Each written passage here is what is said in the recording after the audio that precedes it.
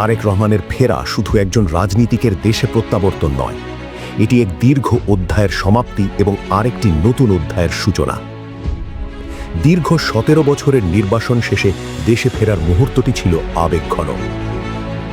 বিমানবন্দর থেকে শুরু করে রাজপথ, সমর্থকদের উপস্থিতি যেন জানিয়ে দিয়েছিল তার প্রত্যাবর্তন কেবল ব্যক্তিগত নয়, রাজনৈতিকও। বহু উত্থান পতন, মামলা, কারাবাস এবং দূর থেকে দল পরিচালনার অভিজ্ঞতা নিয়ে তিনি ফিরেছেন দেশের মাটিতে। রাজনীতির সঙ্গে তার সম্পর্ক নতুন নয়। তৃণমূল পর্যায় থেকে সংগঠন গড়ে তোলা, কঠিন সময়ে দলের হাল ধরা, নেতৃত্বের দায়িত্ব কাঁধে নেওয়া, সব কিছুর মধ্য দিয়ে নিজেকে প্রস্তুত করেছেন। দীর্ঘ সময় দেশের বাইরে থেকেও দলীয় রাজনীতি ও আন্দোলনের কেন্দ্রে ছিলেন তিনি।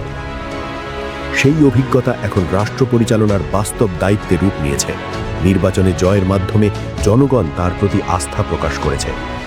প্রধানমন্ত্রী হিসেবে শপথ নিয়ে তিনি এখন নতুন বাংলাদেশের হাল ধরেছেন।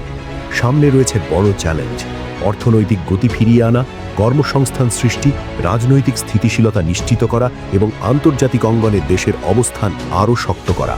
তরুণ প্রজন্ম বিশেষভাবে তাকিয়ে আছে তার দিকে। তারা চায় সুযোগ, স্বচ্ছতা এবং ভবিষ্যৎ নিয়ে নিশ্চয়তা। দেশের মানুষ চায় শান্তি, উন্নয়ন এবং সম্মানজনক অবস্থান। তারেক রহমানের এই ফেরা তাই প্রতীকীয় বটে। এটি প্রত্যাবর্তনের গল্প, নতুন করে শুরু করার গল্প। এখন সময় প্রমাণ করার নেতৃত্ব মানে শুধু উত্তরাধিকার নয়, দায়িত্ব।